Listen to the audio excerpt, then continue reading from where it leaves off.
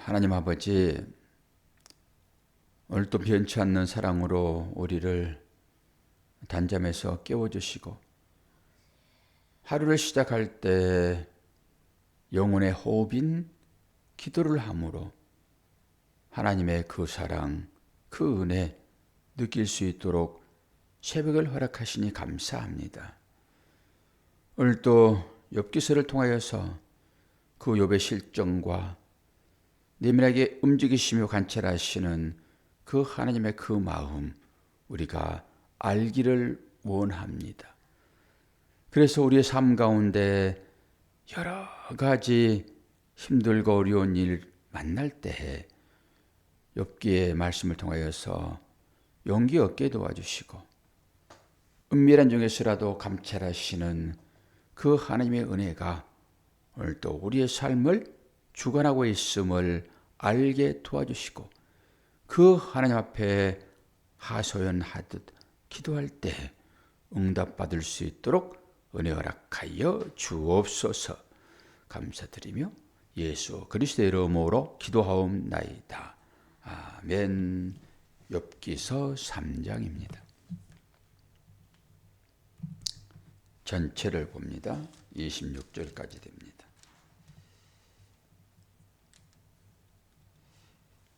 그 후에 욥이 입을 열어 자기의 생일을 저주하니라.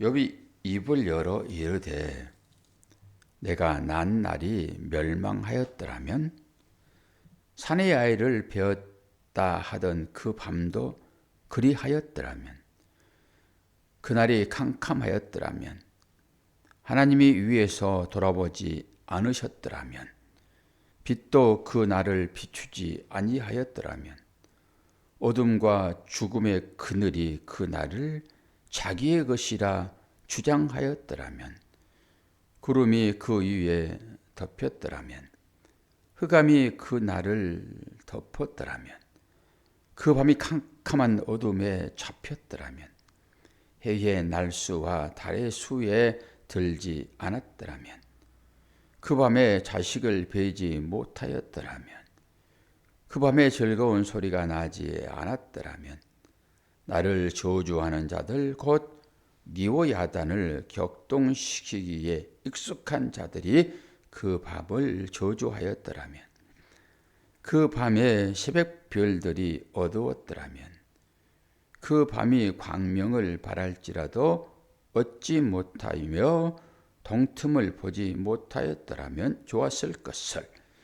이는 내 모태의 문을 닫지 아니하여 내 눈으로 환난을 보게 하였음이로구나. 어찌하여 내가 태어서 죽어나오지 아니하였던가.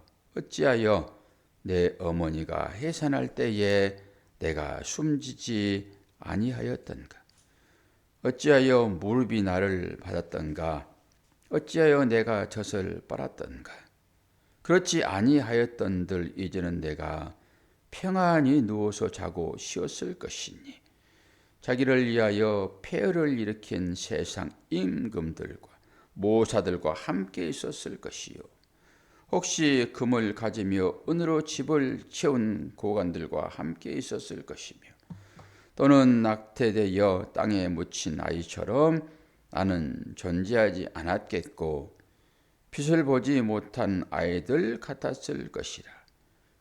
거기서는 악한 자가 소요를 그치며 거기서는 피곤한 자가 쉼을 얻으며 거기서는 갇힌 자가 다 함께 평안히 있어 감독자의 호통 소리를 듣지 아니하며 거기서는 작은 자와 큰 자가 함께 있고 종이 상전에게서 놓이느니라.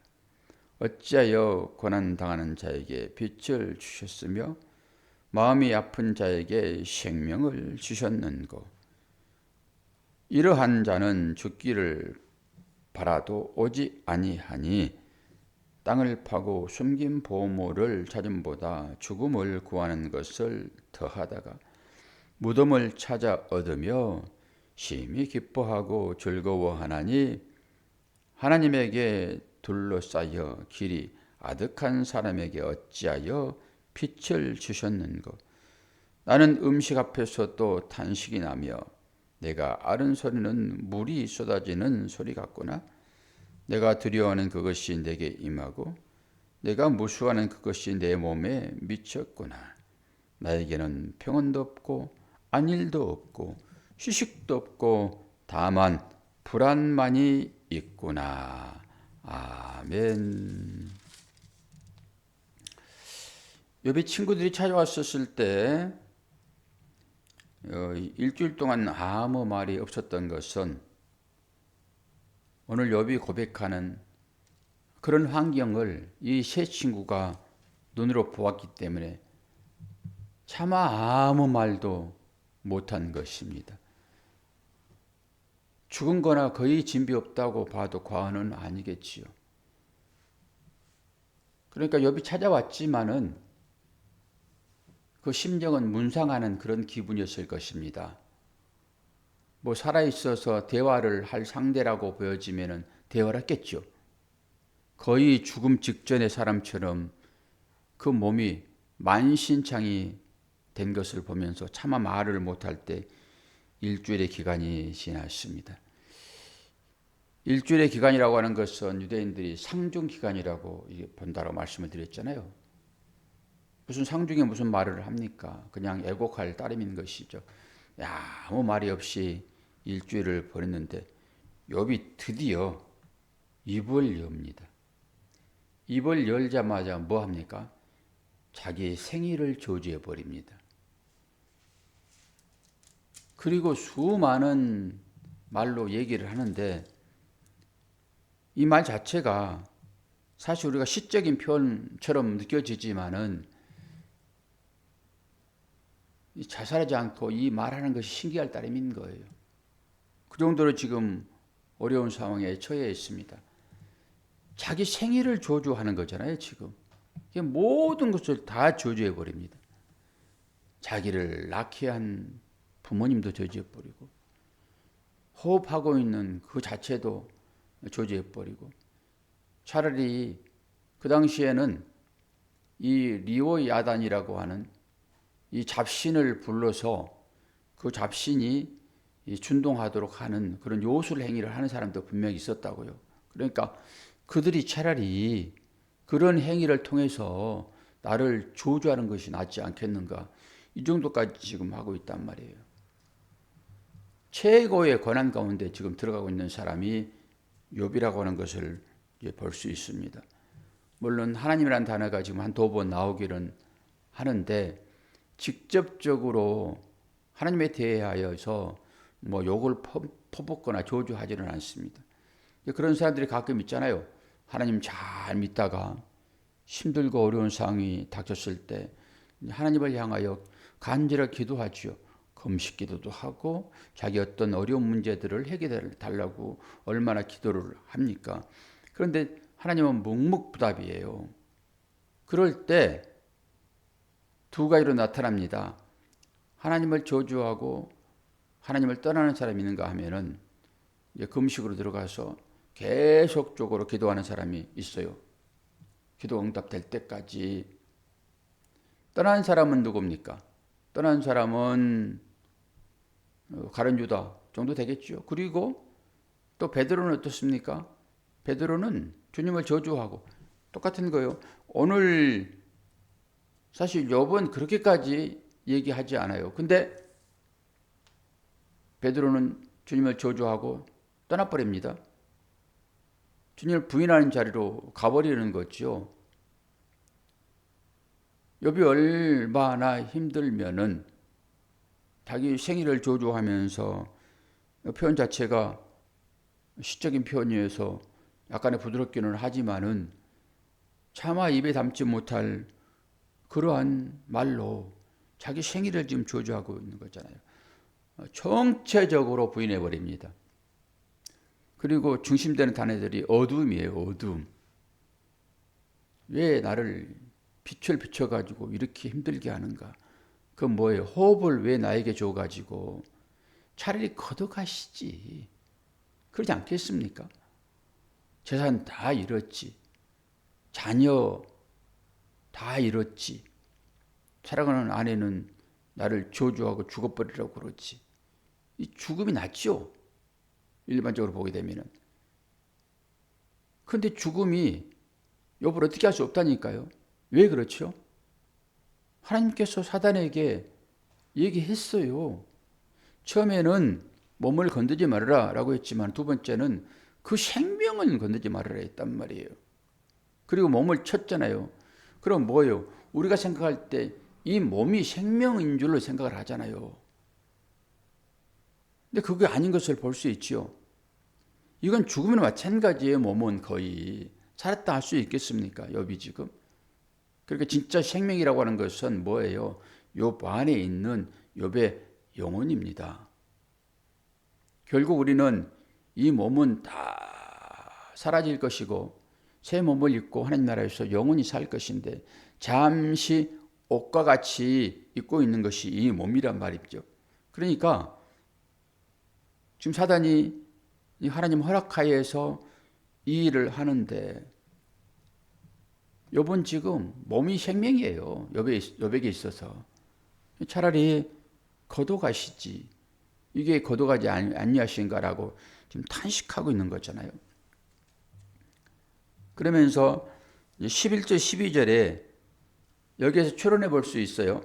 11절 12절에 네 번 똑같이 나오는 단어가 있습니다. 11절 어찌하여 내가 태에서 죽어나오지 아니하였던가. 또 한 번 어찌하여 내 어머니가 해산할 때에 내가 숨지지 아니하였던가. 사산을 얘기하잖아요. 그리고 12절에 어찌하여 무릎이 나를 받았던가. 또 어찌하여 내가 젖을 빨았던가. 뭐 젖을 빨고 싶은 것이 자기 의지로 되는 것입니까? 그냥 생리적으로 그렇게 되는 거죠. 살고자 하는 의지로 그렇게 되는 거죠. 여기가 이 가운데는 하나님에 대한 대단한 그 불신앙적인 직접적으로 막 욕을 하고 그렇게 하지는 않지만은 이 말 가운데는 그런 깊은 욥의 탄식이 여기에 이제 숨어 있다라고 보면 되겠죠. 같은 단어가 세 번씩 나오잖아요. 어찌하여. 그러나 살고 있는 이 욥, 차라리 죽어버렸으면 좋겠으나 이 생명, 사단도 어찌할 수 없는 생명 아닙니까? 하나님께서 보존하신 생명이 있죠. 그래서 욥도 어찌할 수 없어요. 자기 생명을. 그러니까 이 탄식을 지금 하고 있는 것입니다. 이 탄식이 이제 죽을 것 같았던, 죽었던 것 같은 그 욥이 자기 생명을 저주한다, 생일을 저주한다라고 하는 것은 살아있다라고 하는 거잖아요, 지금 현재적으로. 그러니까 이 고백 이제 이후에 이 찾아온 세 사람이 자기의 가치로 계속 얘기를 하면서 어제 얘기했던 그 내용들을 설명을 하고 서로 공박을 주고받고 합니다. 욥 나름대로 뒤에 가서 보게 되면은 욥은 계속 나는 아무 잘못이 없어요 라고 얘기를 해요. 오늘 또 계속 그런 얘기들이에요. 왜 내가 애매한 고난을 좀 당하고 있는가? 차라리 죽여버렸지. 왜 이렇게 육체의 고난이 있어? 그러니까 생일을 저주하는 것이죠. 육체의 고난이 오지 않았다 하게 되면은 욥은 이런 탄식을 아마 안 했을 것입니다. 자기가 가지고 있는 재산, 가지고 있었던 자녀들, 아내의 욕지거리, 이것들 다 참을 수 있었을 거라고 저는 봐요. 근데 실제적인, 직접적인 고난이 찾아오니까 아 뜨거워라고 하는 거죠. 아 뜨거워. 충분하게 욥의 입장도 설명이 되어지고, 그럼에도 불구하고 우리는 신앙적으로 이런 상황에서 어떻게 해야 될 것인가라고 하는 것을 깊이 분별을 해 보아야 될 것입니다. 왜 그렇습니까? 이 모든 일 배후에 하나님이 계시다는 것입니다. 하나님이 계시지 않다 하게 되면은 우리는 절망 가운데 빠져들 것입니다. 그러나 우리 배후에는 우리를 죄에서 구원하셔서 살려내시는 그 하나님이 계시기 때문에 우리는 믿고 나아갈 수 있는 것입니다. 하나님이 계시지 않다고 그러면은 이 땅 가운데 흥청망청 그냥 잘 먹고 잘 살다가 물론 그것도 여유가 돼야 가능한 소리이기는 하겠으나 있는 거 그냥 흥청망청 살다가 그냥 끝내버리면 되지요. 그런데 우리 배후에는 하나님이 계시고 그 하나님은 하나님 나라의 왕인 것이고 그 나라에 가게 되면은 우리가 평생 한 번도 경험해보지 못한 그 삶으로 나갈 것이니까. 반대적으로 저 죽고 싶어도 저 불지옥 죽지 못하는 그곳에 우리 가기 싫으니까 우리가 그걸 눈에 환하게 보잖아요. 우리 삶 가운데서 천국과 지옥을 계속 경험하고 살잖아요. 그러면 결정해야 되겠죠. 어디로 갈 것인지. 당연히 우리는 천국의 소망을 가지고 가는 것이니까 이 환난 가운데서도 하나님을 부인하지 아니하고 믿음을 지키며 살아야 되는 것입니다. 왜요? 하나님은 내 편이시니까. 그리고 잠시 이 환난은 우리에게 주어지는 것이니까. 그리고 나서 욥기 마지막 42장에 어떤 복이 욥에게 주어지는 것인가? 완전히 회복시키시는 하나님을 보게 되잖아요. 결국 우리도 그 과정으로 가게 될 것입니다. 오늘 또 한날을 하나님께서 허락하셨습니다. 이 허락된 날들이 상황에 따라서 다 다르게 해석되어지지만은 그 중에서도 주님은 우리를 변치 않게 지키시고 인도하시며 우리의 믿음을 지키신다라고 하는 것입니다. 그 과정에서 우리가 또 해야 할 일들은 분명히 해야 되겠죠. 돈 벌어서 배를 채워야 되니까 열심히 일도 해야 되고. 저는 일하면서 이렇게 우리 성도들 직장에서 힘들게 일하시는 모습을 제가 보고 젊어서 일하는 것은 당연히 하지요. 그리고 금방금방 또 회복이 되는 것이고 고통이 그렇게 없지만은 이제 나이가 60이 넘고 70을 바라보게 되면은 오만 곳이 다 아파요. 제 아내도 아주 건강 체질이거든요. 어지간해서는 껍적도 하지 않는 사람인데 그 오전에 그냥 한 3시간 아주 힘들게 앉아서 커피 한잔 할 시간도 없이 그렇게 분주하게 일들을 하더라고요. 그러니까 밤에 오면은 힘들어요. 그런데 어디에서 위로를 받냐 그러면은 계속 지금 그러면 조그마한 놈 찾아와가지고 그 위로를 주거든요. 온 정신이 거기에 있어요. 그러니까 그것만 생각하면은 또 힘이 솟나 봐요. 그리고 걔는 이제 밤에 집에 가면은 또 저녁에 이제 아주 지쳐가지고 이 새벽에 못 나오는 것이 그 이후예요. 그러니까 제가 그 모습을 보면서 옛날 같으면은 사모가 돼가지고 기도를 받고 이 말이 되냐고 그렇게 얘기를 했지만은 요즘은 그 말을 못해요. 제가 차마 끙끙 거리는 모습을 보면서 그리고 또 아내와 함께 그 연배에 계신 분들이 다 그래요. 다 끙끙대면서 병원 치료받으면서 그 일들을 하신다는 소리를 들으면서 제 아내의 형편을 보고 그분들을 보면 가슴이 제가 아파요. 이제 저도 나이 들었다는 증거거든요. 그 연약한 그 옆에 아내들을 보면서 남편 다 똑같습니다. 우리 심장로님, 유장로님, 저나 마찬가지겠죠. 우리 김한수 집사님 어떠신가요? 같은 마음인가요? 아니요. 아직 멀었어요. 그 마음 하려고 그러면. 우리가 다 그렇게 삽니다. 좀 편안하게 노후를 즐기면 좋겠으나 그렇지 않는 이 환경 가운데 살고 열심히 일하시면서 그 육체의 고난 가운데 있는 우리 성도들을 보면서 마음이 늘 짠해요. 실제 제가 옆에서 보면서 여러분 그래서 기도해야 돼요.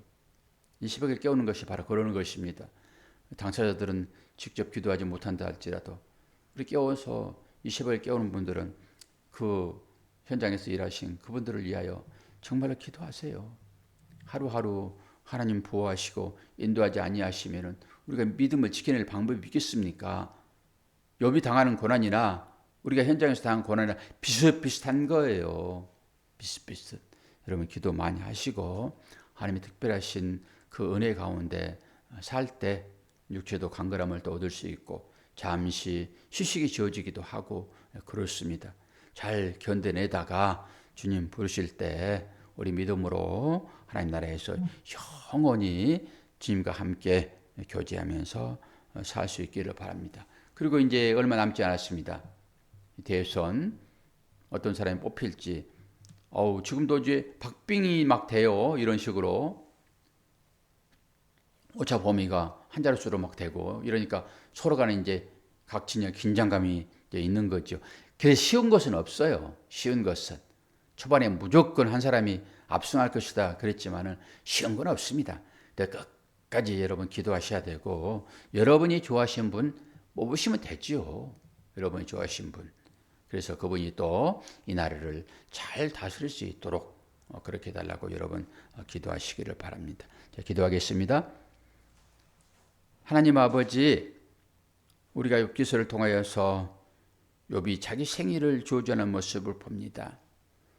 우리의 삶에도 이런 어려운 일들이 분명히 있고 사는 것이 참으로 죽은 것보다 못하다라는 것을 고백할 때도 있습니다. 욥이 어떤 심정이기에 차라리 죽었으면 차라리 태어나지 아니하였으면 내가 힘이 없어서 엄마의 젖을 빨지 못했더라면 이런 탄식을 하고 있겠습니까?